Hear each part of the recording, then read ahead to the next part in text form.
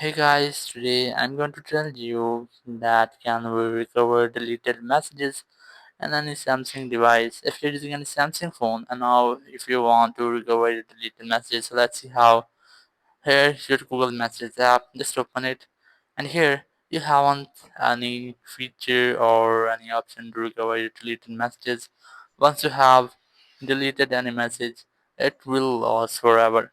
But if you're using any other messages app, let's say for example in previous models we have Samsung own message app just like that. So if you're using that app, you can easily recover your deleted message.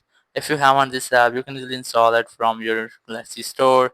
So install the app. After installing, just open the app, and here you must have to select continue with Samsung messages app, then select your messages, and here set as default.